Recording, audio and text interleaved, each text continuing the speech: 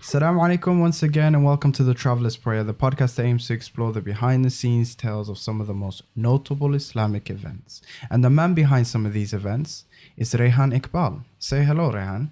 Hello, Ahmed. How you doing? Assalamu alaikum. Alaikum salam. I am good. How are you on this day we call Sunday?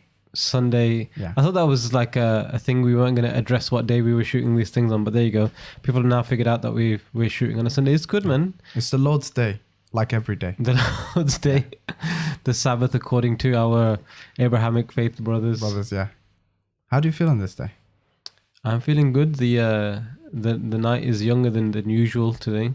Oh, we were a little bit earlier than we usually do this podcast. So let's see, man. Early morning or early day energy, if that brings anything new to the podcast. Inshallah, we're going to go in hard with this one. He will go through some of his stories organizing some of these notable events. Last week we spoke about a notable event with, do you remember? Professor Norman Finkelstein. That's the one. Testing me. Yeah, Norman Finkelstein. I remember the one with him and Hamza Zorsis, the battle between those two. That was a very... The unexpected moment. battle. Yeah.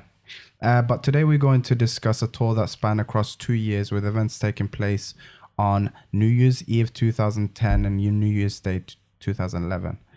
To mark the uniqueness of the tour, it was named New Year's Resolution and was with an absolute legend of the Islamic lecture scene, Shaykh Abdullah Hakim Quick. Okay, I said that properly. How did he manage to invite him for this event, especially being a notable guy in the da'wah scene? This was one of those examples where I think God opened the door to being able to do this, which sounds a bit weird to say, but it really was the case.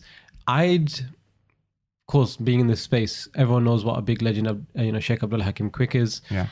If you go back through the Western Islamic scene, early in the late 80s, early 90s, there weren't that many English-speaking traveling Muslim scholars. So you had your Imam Sirajul Hajj, who would come over from New York. He'd do a lot of stuff in London especially. You had Sheikh Hamza Yusuf. He was coming back and forth as well at the time. And there was a third one who was Shaykh Abdullah Hakim Quick. Today you find 3 Islamic-speaking scholars in a city who are quite well known across the country. That time, there was like 3 who did the entire, who dominated the entire landscape. And he was one of them. So I'd obviously known who he was, grew up listening to a lot of his stuff, was aware of his presence and the aura that he had amongst a lot of religious people and the Muslim community, because a lot of people grew up listening to him, not just myself, but a lot of other people grew up listening to the stuff that he was talking about. So I'd always had an intention that I would reach out to one of those 3 main guys. And I'd actually been to the US, I think a couple of years before. In 2009, I went to the US and I spoke to Imam Sirajul Hajj then to say, would you come to the UK? And he had some passport issues at the time. Yeah. He had some, I think the US government took his passport for whatever reason. And he said, look, it's going to be very difficult for me to come over to the UK. So he was, unavailable. Sheikh Hamza Yusuf I just didn't have it in with him. I didn't know anyone who knew him. I didn't know how to get an invitation across to him. Very difficult. Let me ask, when you went to America, it was just for holiday? No. Vacation? I went to an Islamic conference. I wanted to see how they do things out in the US compared to how we do things in the UK. Was it ISNA? No, it was like a smallish kind of event. Okay.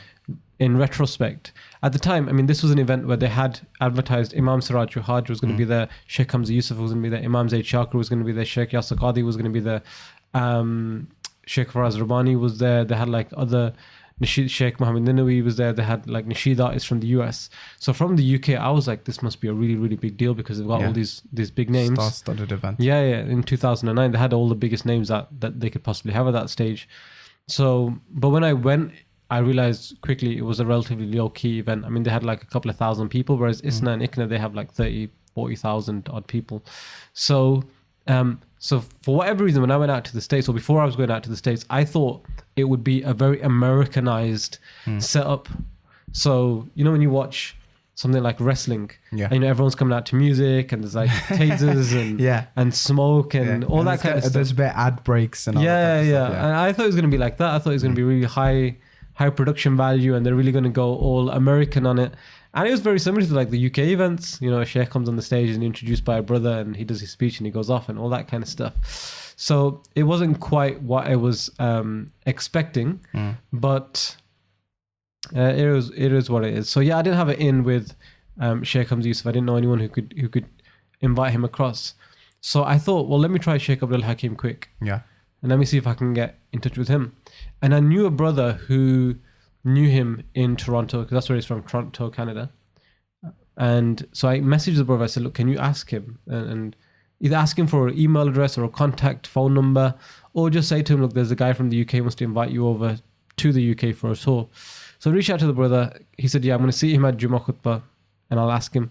He came back and he said, I've asked him, and he said, sorry, he hasn't got time to do it. And I was gutted. I was like, man, my one way of reaching out to him, he turned around and said, I don't have the time.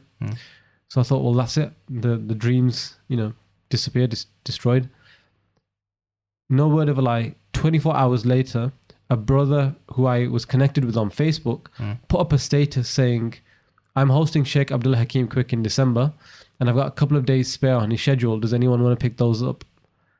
And I was like, man, if this is not a helping hand from God, you know, I don't know what would be, right? Like, just, it wasn't even, sometimes you're there like, oh, 2 months later, the opportunity came up. This was 24 hours later.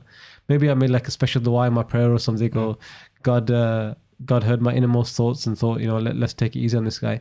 So you had the event in mind before reaching out to him? Not the concept. Okay. I just knew I wanted to host him, and I thought, well, you know, normally when you invite a speaker, you'll discuss with them some opportunities, or sorry, not opportunities, some options and routes that you potentially want to take it. They'll add their thoughts and stuff. But this was just literally the brother put on there. And ironically enough, when he said that, the 2 days that I had really wanted to do the tour on were the 2 that are available. Oh, wow. SubhanAllah. Yeah, so he said, look, there's only 2 days that are available. These are the dates that he's coming in. There's only 2 dates that are available. And I was like, please let it be the 31st of December and 1st of January. Because again, I'm that concept-driven guy where I get really creative. And I thought, well, if we do it over December time and if we do it over the New Year, we can do something around the New Year's resolution, because not that many people are speaking about that kind of stuff. And he was like, yeah, the only 2 dates are the 31st of December and 1st of January. That was good with you. I was like, perfect. You know what I mean? So not only did God open the door to get Shaykh Abdullah Hakim quick and be able to host him, but it was on the 2 specific dates that I thought would work out the best. So that's kind of how it came about. Okay, that's amazing. If you don't ask, you don't get. Well, this is it. Sometimes you don't even have to ask. Yeah. Sometimes it just drops in your lap. And, you know, you just have to take the most of that opportunity and grasp it. Who knows if he might have put it up. And by the time I'd messaged him, he might have said, you know, another brother who's in London, because that's where this brother was from. He might have said, another brother in London actually got in touch with me first, and I've promised him those dates. But it was just, he put it up, I got in touch, and he was like, yeah, bro. Are they always not only reachable, like how do you, because with me, when I approach someone of high stature or something, I feel like I have to like, my email has to be on point. My offering has to be, you know, salient. It has to be like attractive enough. Like, do you worry about those things where if there's any misstep in your approach or your proposal, that they'll be completely turned off? Do you worry about that? Yeah, sometimes. I mean, it varies from person to person. Yeah. Because sometimes you won't have an email address. Okay. And sometimes, you know, there's speakers who do the circuit quite regularly. So with those guys, they're looking for an opportunity to gain rewards. Yeah. They'll just want a brief insight in regards to who are you, what you're trying to do, what's the score with the tour, that kind of thing. Whereas you'll have other people who are a lot more selective in terms of what they do and who they work with and when they do things. So in that respect, when you have someone like that, you then really do have to be on point with your proposal, with your description of what you're trying to do, with your outline of the tour. Then you do have to get very, you know, very, very almost a bit methodical in regards to how you proposition someone and describe to them what you're trying to do. So with Shaykh Abdullah Hakim Quick, because I didn't have an email address, maybe if I had an email address, you know, an email, generally I'd format it all the same. You know, you have your introduction, this is who I am, this is my organization, this is what we do. Secondly, we want to invite you. These are some of the things that we're thinking about inviting you to speak on. These are some of the dates that we had in mind. Can you email me back to discuss further? So you kind of have a little bit of a structure with the email. If you don't have that, then what you're really trying to do is trying to get in with somebody, try to find somebody who knows them, try to get an email address or a contact phone number for somebody. Yeah. And then you pre-plan before you make the phone call. Okay, this is what I'm going to say. This is how I'm going to try to describe my point of view, my perspective, what I'm trying to do. And so you just tailor it that way. So with Shaykh Abdullah, because it wasn't, when I reached out to the brother first to say, look, can you find out if he would be interested in doing the tour? I just really wanted like a contact. I wanted him to say, okay, he's kind of interested, but he said, can you email him or can you phone him? That kind of thing.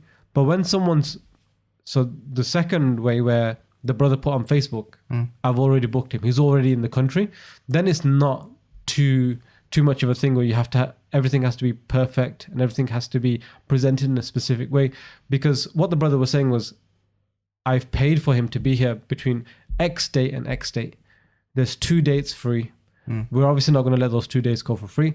So there's a lot more scrutiny involved then, because it's a case of, well, it's either that, either they find someone to fill in that space or they just do nothing on those particular dates. So for them, it was more a case of, well, let's find someone who we think can do a good job, who we know is reliable, we know a little bit about them, and they'll be able to take the rest. So yeah, it depends on the speaker, I guess.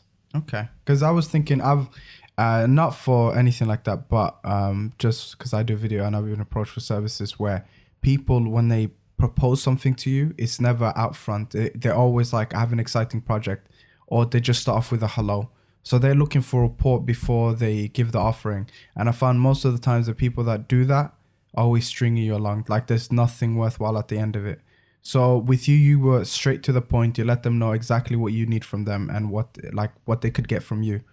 Well, I guess so, because if you're emailing somebody, and I can't remember the ins and outs of that specific email thread, because we're talking about 2010, like 8-9 years ago. So I can't remember the ins and outs of it, but there would have been an element of these people, when you're getting in touch with them, they know what you're getting in touch with them for. It's not a creative project where it's like, okay, let's get together, let's collaborate, let's create something that's never been done before. In essence, it's you do this quite regularly. This is something that you're known for.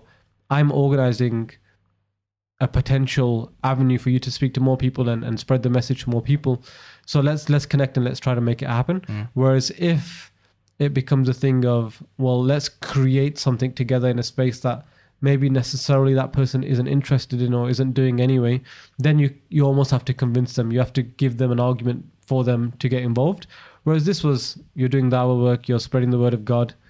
We want to help you do that because it also helps us spread the word of God and do dawah work. So let's go from there. Because I'm a bit interested in also at this point, did you know everyone's fee roughly? Like no one was out of the ordinary in terms of like, okay, getting this person over here is going to cost too much because of all of these, mitigating circumstances. Like, did you have all that relatively, like, you were comfortable with those concepts? No, I mean, because I think when the brother put on Facebook that Shaykh Abdullah is available, he didn't like ask for a figure.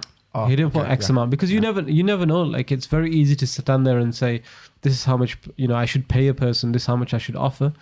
But it's always easier having that discussion once you figure out the logistics, right? So you say, okay, look, he's available. Then he told me that this is how much he would recommend, the brother I'm talking about.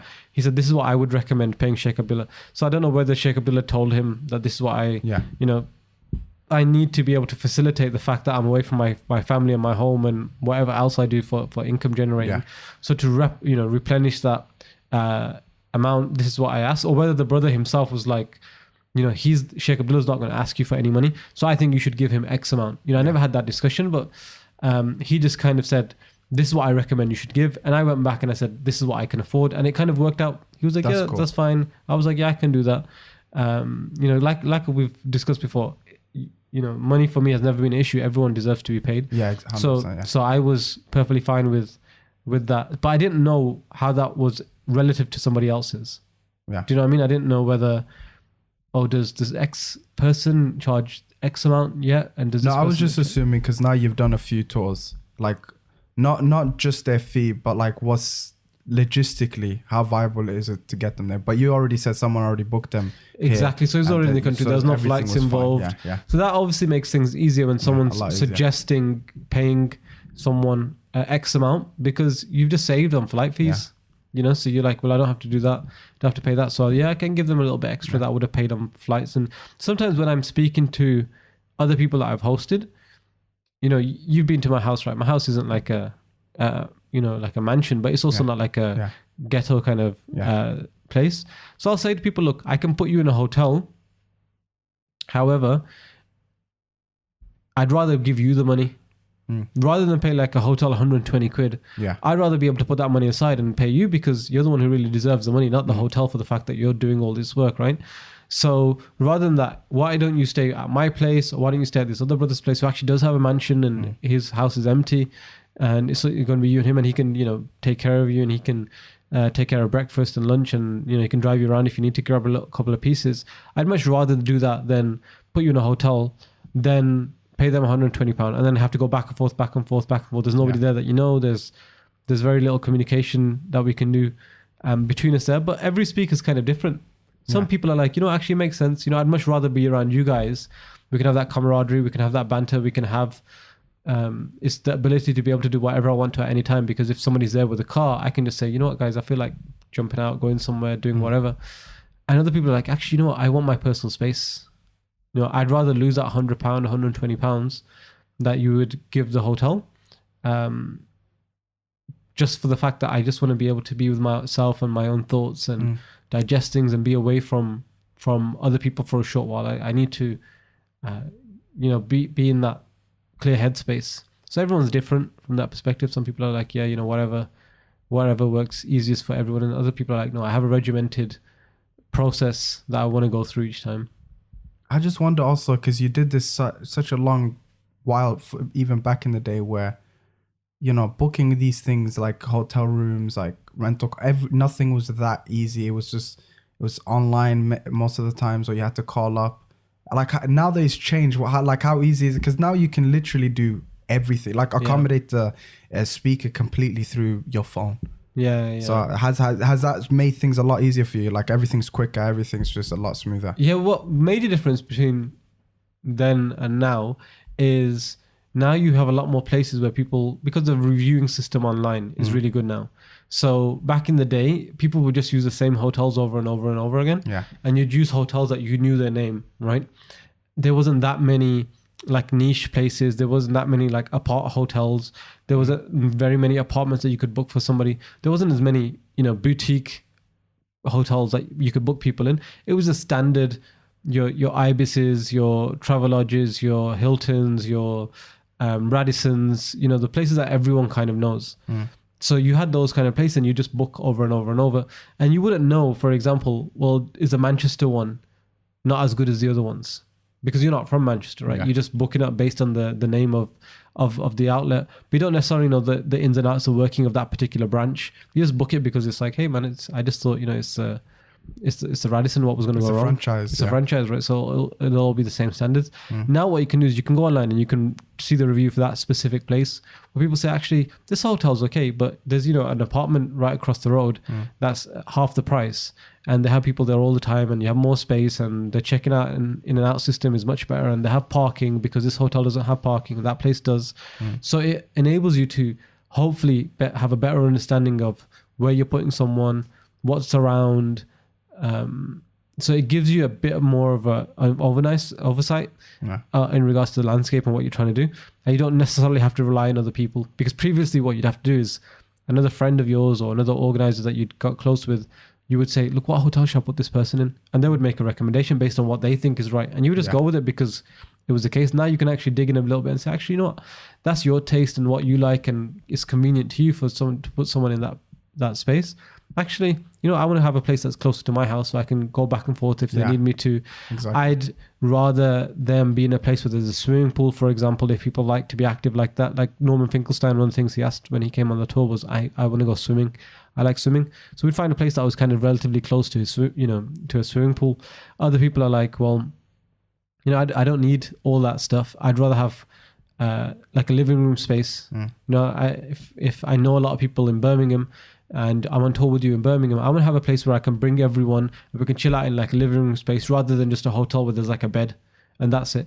So it just gives you a bit more flexibility, a few more options today than it did back then.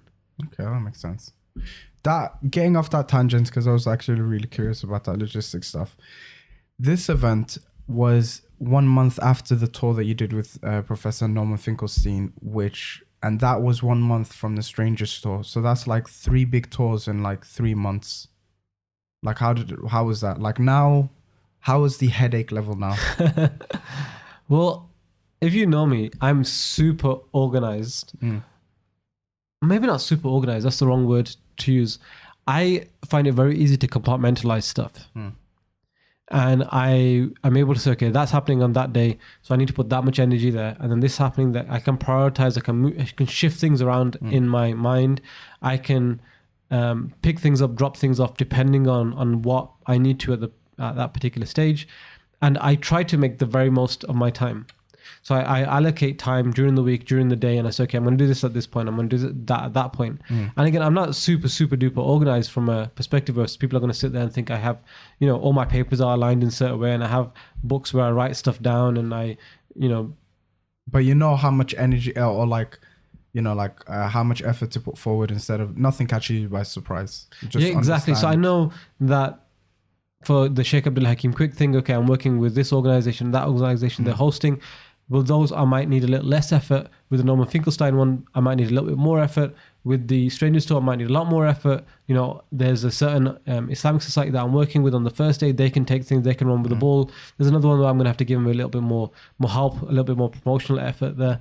So I'm very, very capable of managing my time properly and ensuring that I give everyone and everything is due respect. And that's why I struggle a lot when I deal with, Muslims and Muslim organizations, and you're liaising with the person who says, you know what, man, I don't have the time.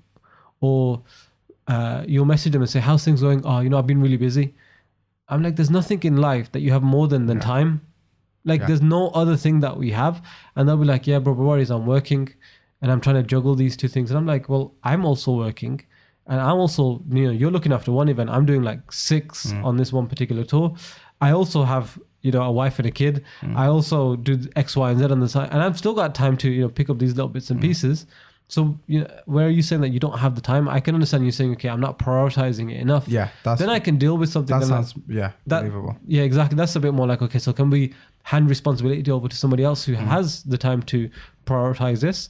So that frustrates me a lot with the Muslim community. And it's been a big bugbear of mine because, again, I'm not someone who's super special. I'm not someone who is geared to be in a certain way. If you sit with me, you would not think that I'm that structured and I'm able to put things together. So I'm like, when I see someone who's really on it and really focused and is super smart, I'm like, well, if I can do it, surely you can do it. Again, that difficult if I'm doing it, and you're much better at this kind of stuff than me. So I get that. I've always been able to do that, and because I have to, man. I got a wife, I got a business, I got kids, I got family stuff. MashaAllah, brother.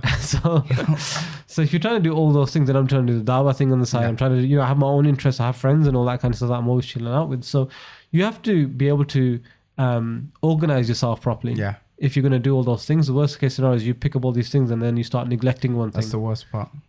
Because then the dependence is there. Other people are expecting something from you, and if you don't deliver, then you're letting someone down. You're letting someone. That's you're the letting worst someone part. down. Yeah, I can relate with that. That's also one of my bugbears because I'm terrible with time. I'm terrible organizing and things like that. But once I get my things in order and I know what to do and everything, and then I see someone else flop, I'm like, but I'm even worse than you. Yeah. Like how can you flop when I'm way worse than you on any given day? Yeah, but today, so I feel the same way. I get that a lot, especially if I see people who are, I once had, I won't mention the brother's name. I once had a brother who was a life coach. Oh, okay. And he approached a friend of mine. Yeah. And the friend of mine was telling me, he was like, oh, this brother, he's a life coach and X, Y, and Z. And he's selling me a course, or he's selling me, life coaching skills, whatever it was. I was like, okay, cool. Then a week later, the brother was meant to get in touch with me about something. And when my mate was telling me, he was telling me, oh, he's going to talk to me about time management and making the most of your skill set, blah, blah, blah. When he phoned me, he was like, sorry, bro, I'm all over the place. Things are everywhere. And I'm like, hold on a second. You're just trying to sell my mate, this little course. and your timing yourself is like it's all over the place, right? So You told him that? I thought it internally. Okay. I'm not that rude to go say to somebody, but I see people, especially when it comes to, man, you see when you do this stuff, you see some super smart Muslims, man. You come across some people who are really on it. You're like, this is the future. These guys are on point.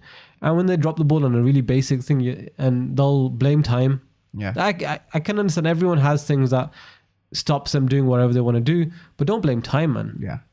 I think it's a self-importance thing.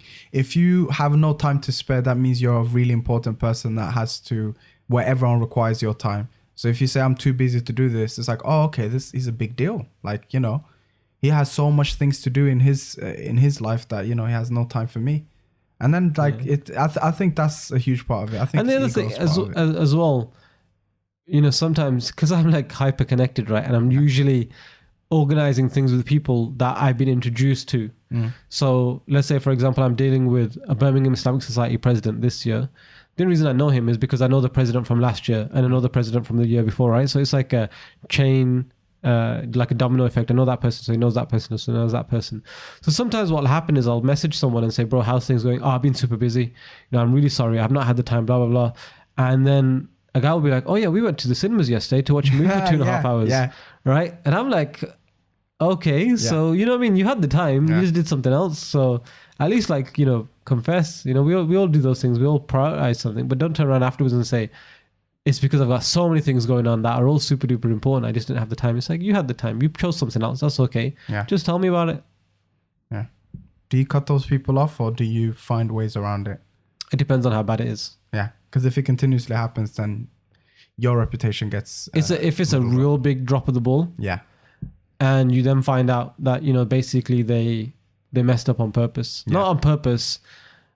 They just didn't put the effort in. If someone puts the effort in, I don't care if something's a success or not. Yeah. Because ultimately we're doing this for reward, right? We're always told that if you put the effort in, God will reward you. Yeah. And I've had lots of events where people have come up to me and said, listen, I'm really sorry, the attendance is not very good. We should have done a better job. And I'm like, look, I was watching you all the way throughout. You put the effort in. Yeah. We can't control who comes through the front door. We can't control a lot of the other mitigating circumstances. All we can control is ourselves. Put the effort in, don't mind. It's when you don't put the effort in and you make it sound like you did. Yeah. And then what will happen? There's been times where I've been to a university and people on the committee will walk up to me and say, you know what, basically the president, he's told you that he put the time and effort in, but guy just didn't even turn up to the university for 2 weeks, didn't tell us anything, didn't do anything. And now it's like, we all knew that this was going to be a disaster from the beginning because he didn't relay anything to anyone, didn't tell anyone anything, and he's telling you like, oh, I tried my hardest, and they're like, it's not the truth. I've had those situations before and I'm like, well, it's done now. You know what I mean? So the only thing I can do is tell you guys who are telling me this, make sure that you learn from this. If something like this happens again next year, make sure you don't pick a president who's going to drop the ball so catastrophically and is going to drop you guys in it and still try to look like the good guy when you know that he's not done what he's supposed to do. It's a responsibility that you all share in terms of learning from this mistake. So it's all about effort. I mean, or, be like me and take on no responsibility or the least responsibilities in life so that you don't disappoint anyone. I think that's my philosophy. Said it from a single man. And I'll stay that way. Bachelor for life. The theme of this tour was focused on the past, the present, and the future, and the titles highlighted this. And the first lecture that you had for this event was related to the past, and it was held at As-Sufa, a very famous mosque, I think. I know Zahir Mahmoud from there, and I used to go there for Fajr when I was younger, a lot of the times when I lived nearby. And you still live nearby? Yeah, and I know a lot of good brothers from that place. It's a really good place. But how was the event over there? So when I first, when I was doing the Norman Finkelstein tour, Shaykh Abdullah Mahmoud was one of the guys that I've known him for years and years, right? So because I'm from Birmingham, he was from Birmingham, I was at Birmingham University, he was at Birmingham University. Oh, wow. So not at the same time. Yeah. He's much older than I am. Okay. I'm not that old just yet. And so yeah, we knew each other. Again, when the Muslim activist community it's a very small community. Everyone kind of knows each other because you're running in the same circles. Everyone's trying to do the same thing. Yeah. So someone can help you. Someone's on the same wavelength. You're just kind of chilling in the same places. You know the same people. And that was kind of the thing with me and Shaykh Zahir. But when the Norman Finkelstein thing was going on, he was, again, Shaykh Zahir is a big advocate of the Palestinian cause. He did the Viva Palestina thing. And he was just really chuffed, I think, at the time that I was doing a political thing, because if you remember, I was saying that I wasn't really into politics and that kind of stuff. So he was just like really invested in the fact that not only was I doing something, but I was doing something large scale, and I was bringing so many people into that discussion, potentially where those people might not have engaged with that kind of stuff before. So me and him spoke quite regularly then. And he knew I was an organizer anyway, because I was always organizing stuff. So every once in a while, because he had that Sufi Institute, he would just say to me, who are you inviting that we can potentially host? Yeah. And at the Norman Finkelstein thing, he phoned me at one of the days and said, look, what are you doing next? And I said, I'm hoping to reach out to Shaykh Abdullah Hakim quick and invite him. Now, Shaykh Zahir, again, he grew up in that generation where there's only 3 speakers that people listen to. It was Imam Siraj, Hamza Yusuf, and Shaykh Abdullah Hakim quick. So he was like, oh, if you do manage to invite him, let me know, because I want to host him at my institute. So when the whole Facebook thing happened and the brother was like, these dates, because it was a Friday and a Saturday, that's where the 2 dates kind of ran into. I knew that I wanted to do 3 events, past, present, and future. So I reached out and said, okay, well, if we're going to do 3 events, well, Fridays are going to be a Jummah khutbah. That could essentially be the first event, the Jummah khutbah, which is what the past was. So we would do the past as a Jummah khutbah. And I was like, well, Shaykh Zahir's got a masjid. He's looking for a speaker. He really loves Shaykh Abdullah Hakim quick. Reached out to him and said, Shaykh, it's confirmed. And he like bit my hand off, metaphorically speaking, over the phone. Yep, we'll, bring him here. What you want? We'll get food on. And he was so... Shaykh Zahir, I don't remember much about the speech itself. Yeah. I don't remember much about going to the place. I remember being there and recording it and stuff. But I remember afterwards, as soon as the lecture finished, Shaykh Zahir grabbed the mic. And, they do announcements after the Jummah khutbah. Yeah. The first announcement was, he just said, look, I just want to publicly say to everyone here how grateful I am to Shaykh Abdullah Hakim quick. Because he was spreading the word of Islam in the Western worlds where not very many were. Just the same thing. There was 3 guys and he was one of them. And he inspired me, and he's inspired generations of young scholars and speakers. And I just want to take the stage now to publicly thank him for everything he's done. And, may Allah allow him to keep doing it for very many years afterwards. Again, we went into, that's what Shaykh said. And then we went into... They have like a little area where the office where they sit down, and Shaykh got food and they were talking to each other and stuff. So I remember that. Just Shaykh Zahir was just, and that's one thing that's really interesting is a lot of us will listen to Islamic lectures and scholars and stuff, but we forget that other scholars, when they were younger, they were also listening to like, who inspired them. Do you know what I mean? And this was someone meeting their hero. Even though Shaykh Zahir is a hero to so many other people, it's a hero meeting his hero.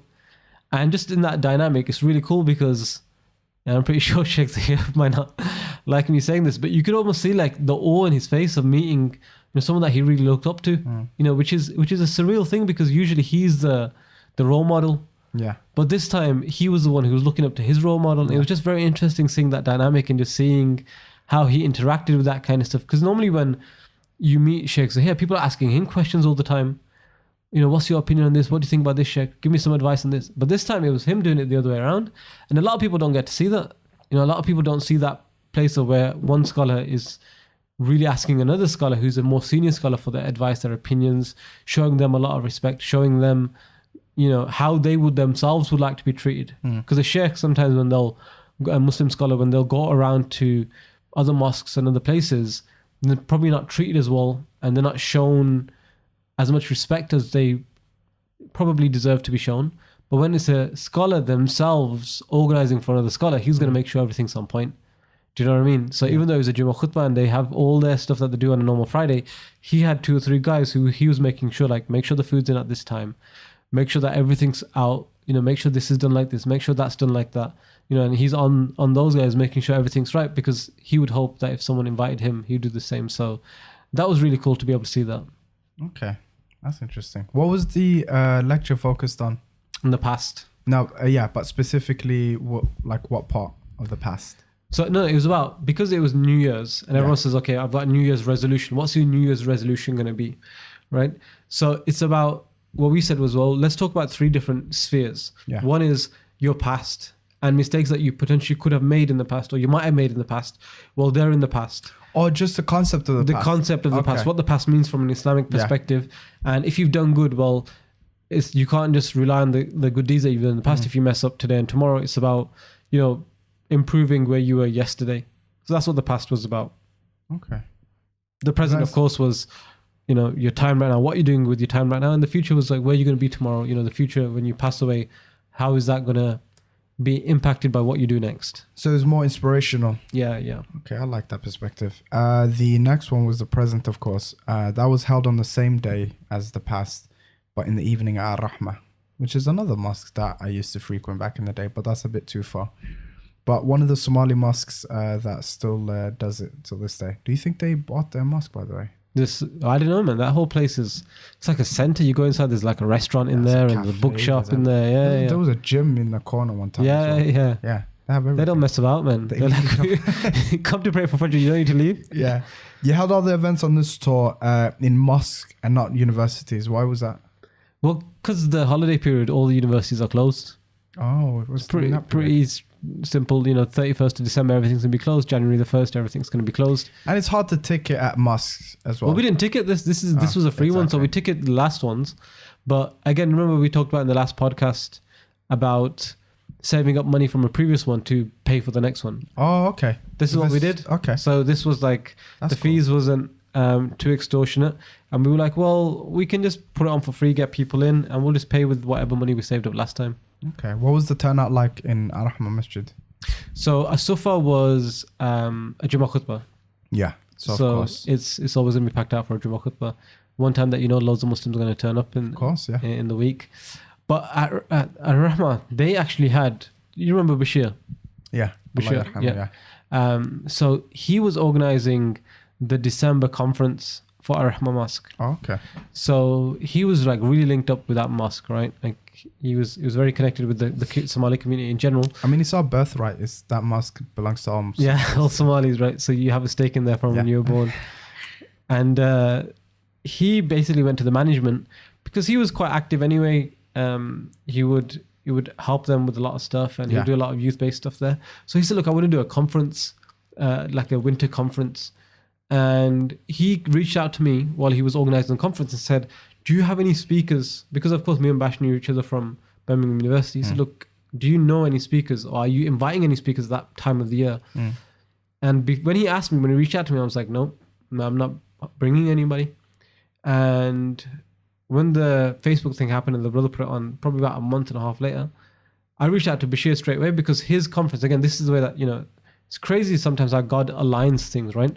Because Bashir's conference was on the same dates where Shaykh Abdullah was available. Sick. Yeah. So not only did I find out that the Shaykh was available, even though somebody told me he wasn't, and he was available on the 2 dates that I really wanted, the 31st of December and the 1st of January, because I thought that dynamic of going across 2 years would be really cool.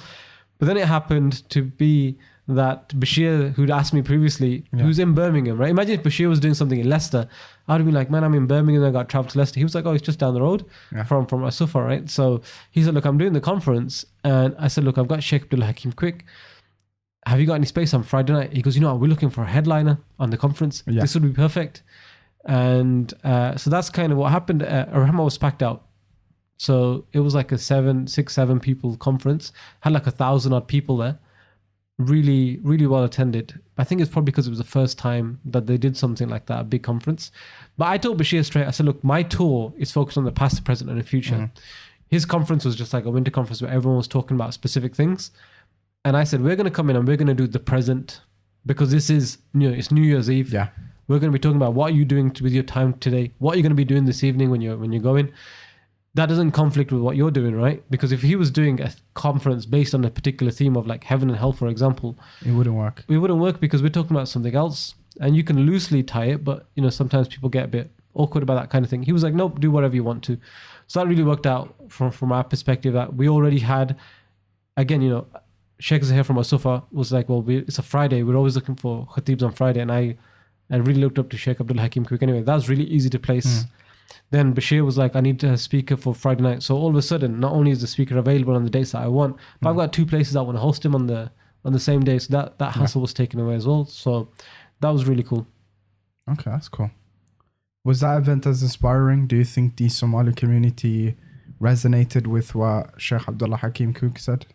Yeah, because I think, how Somalis are. Yeah. They think like every black person is Somali somewhere down the lineage, right? So they probably P. Diddy is Somali, okay? That flag's still flying somewhere. Yeah. Someone somewhere still tooting that horn. But I remember one thing that was really, really cool was... so we were recording, because of course it's like media presentation and I record everything, right? But Bashir's uncle was also like a video guy, and they were also recording, for the entire conference. They wanted to do the whole thing, and I was cool with that. I was like, yeah, cool, do your thing. But they had like these super strong lights on the stage, like not just ordinary lights like the kind of lights where you look into it and you get blinded, right? Yeah. And they had it overexposed everything. Well, no, it wasn't that. Shaykh Abdullah was sweating buckets. Oh, okay. Because you're on the front of the stage. You've been to Ar-Rahman, man. It's like a big, long masjid. There's no like windows. There's no doors except the one that you come in from. And then you got these 2 lights right next to your face, blasting like full blown heat. You got the heat going on. You got the body heat. You got the people's heat. And he was just the door like, at the back was open, right? The no, door. I don't think so. Because I think they wanted people to come in through that back entrance, so they knew how many people coming in. But that's where people pray, right? And there's a door right there. Like, so I'm pretty sure it wasn't open. Okay, I'm pretty sure it wasn't open. Yeah, it was December, bro. It's probably cold. Why would you want the cold to come in? Straight in that door. It would have. It would have been painful, man. So yeah, they had these really strong lights, and he, man, for about 20 minutes or so, just took it, and then afterwards he was taking out his tissue, and you just see him like dabbing his forehead, and throughout the rest of the lecture, man, he had to manage that. It was really burning on the stage. And when he came off, I was like, yeah, could you even see anything in the audience? He was like, nope. It was all, because the light shines so bright. That's the only thing that you could see is the lights. So he had no idea how many people were in the room. Funny. He didn't have no idea what was going on. He was just like, I'm on a stage. But that shows you the professionalism. A lot of Muslim speakers, people don't appreciate. It's very off-putting. Imagine if you literally can't see anything in the audience and you're just hoping that there's people and you're just speaking to that. You don't know whether you're speaking to 20 people, 200 people, or 2,000 people. Yeah. And you just speak, I hosted an event where the lights was blaring like that, and that's comforting. Like, if I don't see the audience, it's comforting. Like, the less I see of their faces, the more comfortable I am. Yeah. Because otherwise, you don't see the judgment in their face. Well, that's it. That's the other thing. But sometimes there's pros and cons to that, right? Sometimes it's good to be able to see someone's reaction, so you know whether you need to take it longer or make it quicker, or if there's a certain point that people are really engaged with, you might draw that out. And if there's a certain place where you've lost people, you might skip it a bit quick. So there's pros and cons, but I can see what you're saying. Yeah. I wasn't a performer, so I just... There you go. Yeah. The last event of the tour and the first of 2011 was called The Future. And that was at Manchester Didsbury Mosque. It's a famous mosque, isn't it? I've never been there. Didsbury Mosque is one of the most active ones in Manchester, I would say. I've just heard of it a lot. It was like a church converted into a mosque. Ooh, like almost most mosques. Almost like what? Actually, most mosques are either next to a church or were converted from being a church. But I mean, when we went, I'd never been to Didsbury Mosque before. When I went inside, I was like blown away. Beautiful. Amazing, man. Churches, let's be honest, churches are amazing. Yeah. So you get that and you convert it into a mosque, and they kept a lot of the original features. Yeah. I was like, wow, this is really nice. I think it's just the paganism that brings it down. That makes it more... the shirky parts of the thing. But how did this event go? It was a future one. Was that a big turnout? Was that a bigger turnout because it was a bigger venue? No, so it wasn't a bigger turnout because Rahman Mosque had like 1,000 odd people. People came from all around the country. Like the whole Somali congregation of the UK came to this mosque because the word spread really well. So they had 1,000 odd people. But Manchester had, I would say, a very healthy turnout of like a couple of hundred people. Because again, let's not look at this in isolation of anything that I did. Shaykh Abdullah Hakim Quick is a big name Muslim scholar. Yeah. And he's been to the UK a lot more recently. By that time, he wasn't doing as many frequent visits as he used to. And this is the difference. You know, we talked about London a few times, where they are very pampered and they have so many things that nothing is amazing. Manchester's slightly different. Manchester has probably or at that stage anyway, now it's a bit different because Manchester has now become another Birmingham. But Manchester is like a place that has as many Muslims as Birmingham, but we're having that many events as Birmingham or London. So you take something to Manchester, all of a sudden people were coming out in droves because they're like, yeah, we're looking for stuff to attend, we're looking to stuff to learn from, but we're not getting as much as the other spaces. Now it's different. Now Manchester is like, you know, Birmingham, Manchester, Bradford, London, they're the 4 spots that everyone goes to. But things were slightly different then. So, you know, it was a healthy crowd, 200-300 people came out, and literally they came out to see Shaykh Abdullah Hakim quick. I mean, you know, I don't think anyone in Disbury Mosque was there specifically because of the like media thing, because that wasn't our remit. Yeah. Our remit was not mosques, so no one's coming out because we did it. People were coming out to see him, and it was facilitated in the masjid, and they were promoting. It wasn't really our audience per se. So, but I just remember Disbury Mosque. Again, we're talking about aesthetics. They had, although most of the mosque was still like the church, they'd revamped it quite a bit, and they put like a table out, and behind the speaker, they have like this mosaic tile effect on the wall, which looks really nice on camera. My camera wasn't particularly great at that time, but now, you know, with the technology improving so much on cameras, if you went back then, you shot something that, you know, from a visual perspective, it looks amazing. So it looked very nice. His speech was very good. I think it's the speech from the entire tour that's been viewed the most online. So if you go to our YouTube channel, the future one is the one that most people have watched and most people have responded well to. But he really enjoyed the trip up to Manchester. A friend of mine took us with him, and because again in Birmingham, because it was our city, me and a friend of mine. Do you remember at the very first podcast we spoke about when Imam Zia and Dawood stayed at a friend of mine, Adil's house? Yeah. So Adil, the sociable brother. So I had Shaykh Abdullah staying with Adil again this time. So me, Adil, and Shaykh Abdullah drove up to Manchester, and we went there. And then because it's not our city, you know, the brothers from the mosque, they took us out to eat, and that was really nice. You know, we got to chill out a little bit and speak to them guys and just see what they're doing with their mosque. And I've been to Disbury Mosque a couple of times since because of that. That's cool. You know, because they looked like they knew what they were doing. They organized something really well. They took care of us. They were very respectful, humble, appreciative of everything that we were doing. So it became a space that we were like, okay, if we want to do something in a mosque in the future in Manchester, Disbury Mosque is, you know, going to be our first port of call. That's the place that we're going to go out. Like I said, the lecture was really good. It's the one that's been viewed the most. So that's mainly what I remember. That's sick.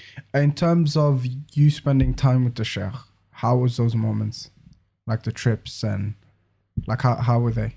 Yeah, I mean, so we in Birmingham again, because it was 2 events back to back. Yeah.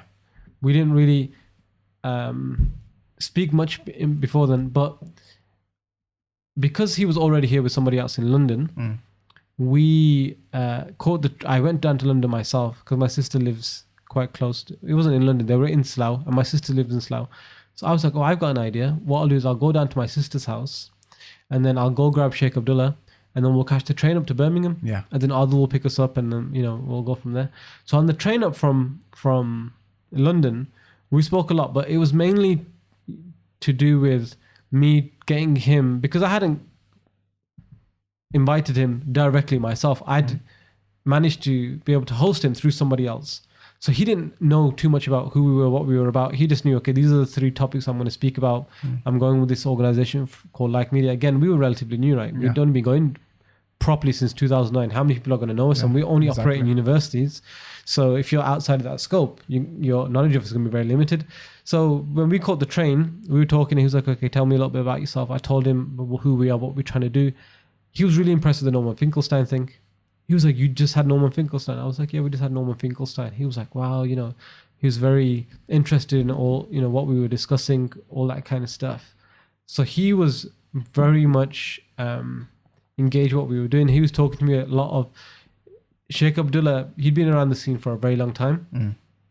And in 2010, when we were talking about it, he was one of the first few people that I saw, Muslim scholars, who were like, look, media is the way forward. Like we need to start creating content for TV.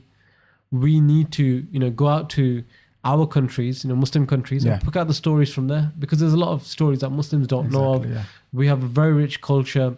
We have very, deep-seated Islamic traditions that people, just because they haven't heard of it, they don't know about it. Yeah. And he was saying to me, look, media, that the space that you're in, keep at it. Let's build something in the future, because if we need your skills, because sooner or later, he was one of the people who was like, unless we create stuff visually and we create stuff for TV and video and YouTube and cinema, people aren't going to, digest information through lectures anymore. Yeah. They're not going to gather the information from that. So I remember he was very much a forward-thinking person. A guy who is, in a very mature age in his life, to be thinking so radically different and being so innovative in how to present information. That says something about, that's probably why he was one of the first influences on the Muslim scene, because he's able to take something and adapt to the environment that he was in, and he was super smart and super able to fill in gaps. So I remember that. I remember he was very much like, listen kid, get your skills up to a level in terms of media and in terms of your audio visual content, because we need this in the future. I should probably reach out to him and say, remember that stuff that we talked about all those years ago? Now I'm able to, do what you were talking about. Well, what do you think we should do? Okay. Do you think he's doing more media stuff now? He's done media stuff now.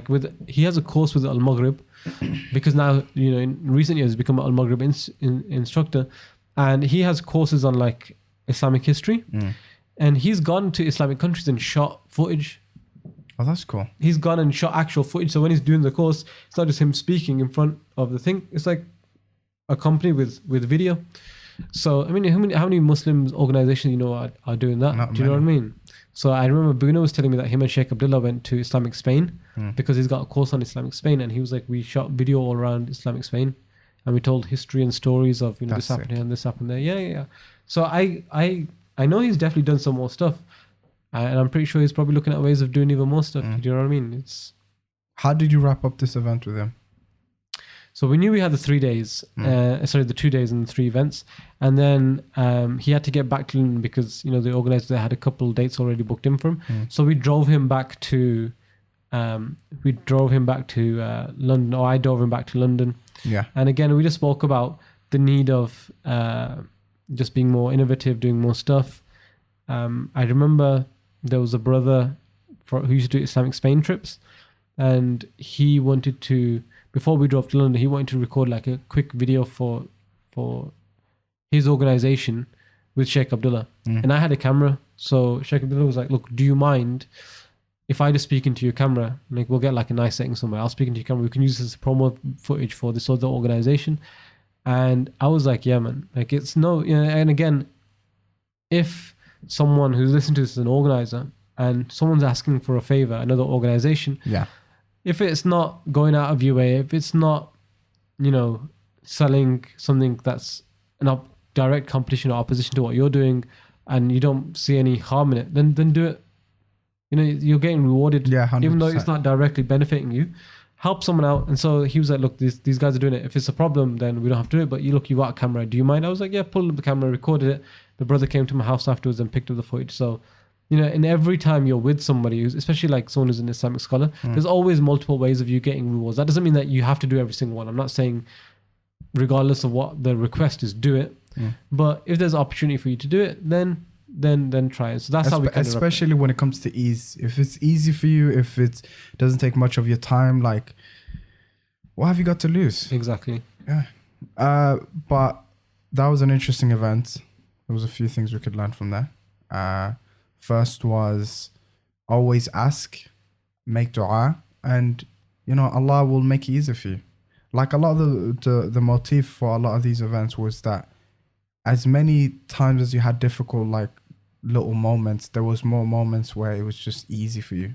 Things were just made easy. And do you think that's more of a consequence that you're doing this for the sake of Allah, or just that, Allah favors you in some way? I don't know, but we'll have to ask God when we pass on. Yeah. No, but yeah, that's a good thing to end on. Always trust Allah, and hopefully things will just work out. And be proactive. That's the main point of it all. But that's all for this week. The next event we're going to bring you on is another big event called 11-11-11. That's when our paths cross. For the first time. You know, unknowingly to you, but I was at the event. And this event was with Mufti Ismail Menk again, Ali Hamouda and Hassan Rasool. Was this the second time Mufti Menk came to the UK with you? Yes. Okay, that was the second time. But yeah, we'll see you then, and stay tuned for that. Should be good. Yeah. Assalamu alaikum. Wa alaikum salam. Keep the faith.